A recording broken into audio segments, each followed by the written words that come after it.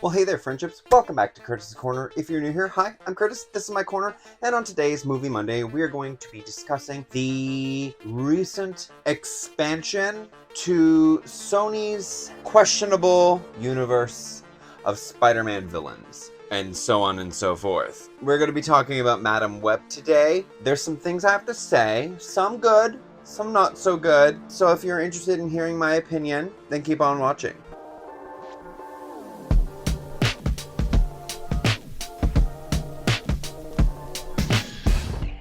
So before we jump into the review, I just want to quickly remind you, please like this video if you like movie reviews or movie-related content in general. Please subscribe to my channel. It helps me, and I would love you to help me help you. Also, hit that notification bell so you know when I'm posting brand new videos, because if you don't, how else are you going to know? You won't, so you should probably do it. Also, in the description box below, there is a link to my Patreon for only $1 a month, the lowest that I can absolutely make it. You get creative control over the content that I am putting out every Monday, or for makeup-related content as well. And you also get to see my unedited versions of these videos early. So you get to see everything I have to say with all the little quirks, the mishaps, the strangeness, even more so than what you see in these videos, earlier than everybody else. You get to see behind the scenes of the movie magic. Click that link, show your support, I would really appreciate it. But now, let's move on to the review. So like I said, we're going to be talking about Madam Web.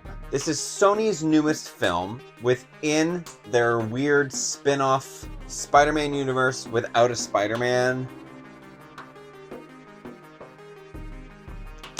Okay, so Sony, here's the thing. I'm going to need you to give up all of your control of Spider-Man characters. 100%. Venom was a pretty good movie. It's not for everyone, but it was pretty good. Then you had Venom Let There Be Carnage. And that one, you didn't keep me sold on that franchise. I'm still gonna watch the third one, but it's like, how do you mess up on characters so badly? Morbius had a lot of potential, and that was a complete and utter letdown as well. The editing in that was, well, you could check out my review because I did a review for that. This film, while not being a Sony villain per se, Sony, what are you doing? Honestly, what are we doing here? This movie, it's not horrible, okay? But the direction, the script, the dialogue, the editing, and the dubbing, and the CGI. There's just a lot that's wrong with this that makes Morbius honestly seem slightly better in comparison. Not much better, but like a hair better. Dakota Johnson, absolutely wonderful as Cassandra Webb. I loved her, the monotone aspects that she brought to the character, while also having a lot of emotion and reactionary responses to her character. Really well done. I found her character, the arc that she kind of goes on, while very fast-paced, especially in the final third of the film, it was still enough to elevate the character and move them along to progress the story. The three other co-stars, I would say the best performance of the three would be Sweeney, but even still, they are all very underutilized. They serve essentially 0 point.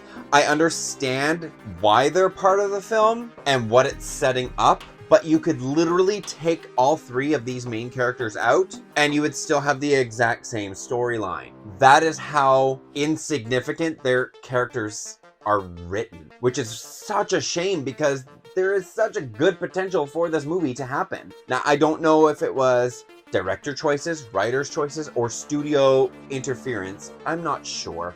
But there needs to be an end to this, and just like, if I was Marvel, I would not want my name associated with these films, because every film it says in association with Marvel. I would not want that if I was Marvel.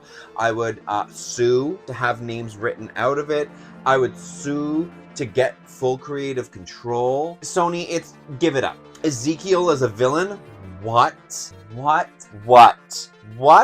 is that? Lame. You never see how he becomes this villain.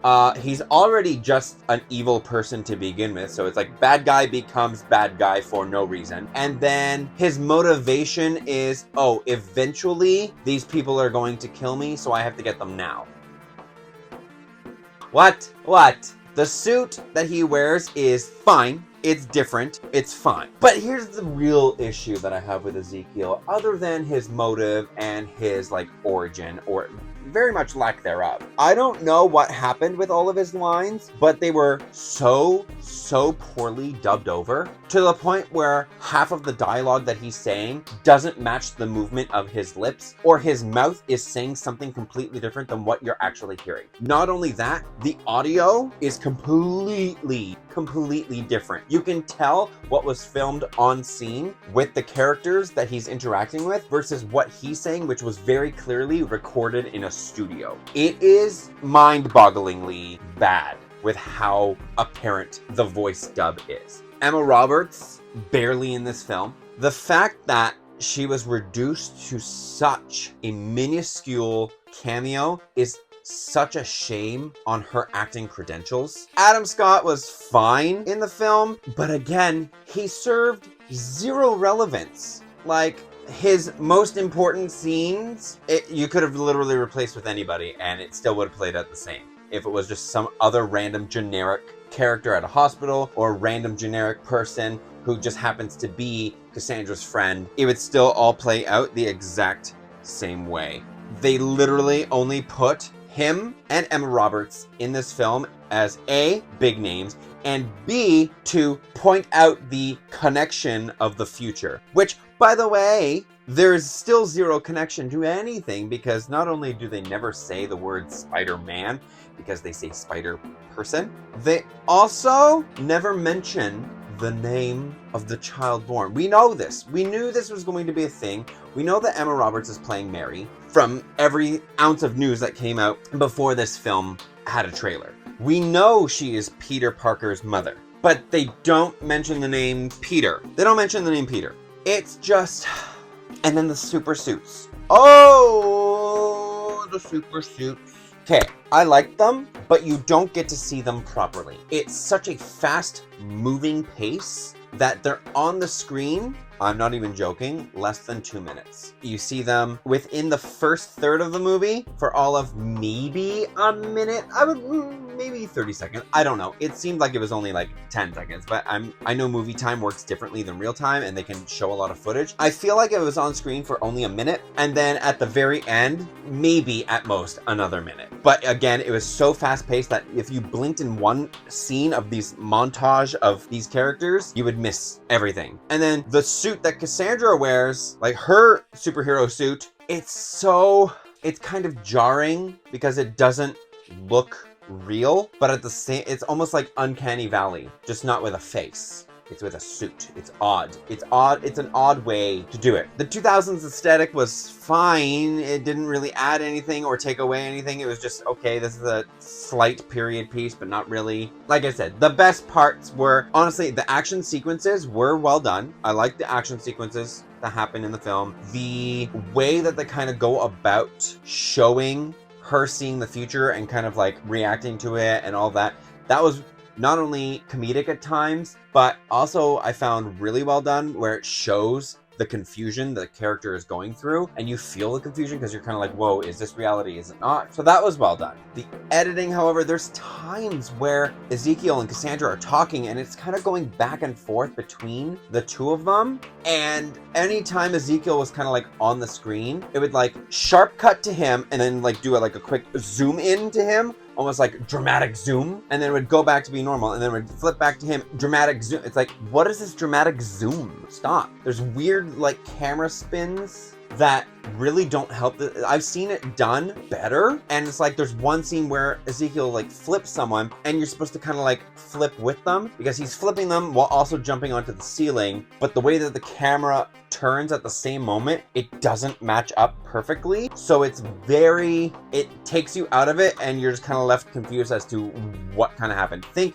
Resident Evil fight scene cutscenes. That's essentially what it is, and I'm talking about like the final chapter, Resident Evil, where you can't tell who's getting attacked and who's living. The most egregious thing though about this entire film was the guy who was sitting behind me who laughed at literally everything. I'm not even joking. There's a scene, this is zero spoiler by the way, there's a scene where Cassandra is in her building looking at stuff, and it cuts back to the girls who are in a forest, and he starts laughing. What is funny about them standing in a forest, waiting? Nothing. Literally nothing. So that was irritating. Those are my thoughts. So with all of that being said, I'm going to give Madam Web a C+. It's fine. If you want to go on like a Tuesday, or if you have like free voucher tickets, or someone wants to buy the movie for you, go have fun. It's a night out, whatever. Don't spend too much money. I spent $3. $3, that's it. Because I used some of my movie points and then spent $3 to go and see this film. I'm thrifty. I honestly, like I said, Sony, you need to give up the rights. I'm sorry. You do. You do. You do. So hopefully you enjoyed my very honest review. If you did, give it a like. Don't forget to subscribe to my channel for weekly videos and hit that notification bell so you know when I post a brand new video, because if you don't, how else are you going to know? You won't, so do it. I'm going to go out, have some fun, and I will see you on the next video. But until then, goodbye, friendships.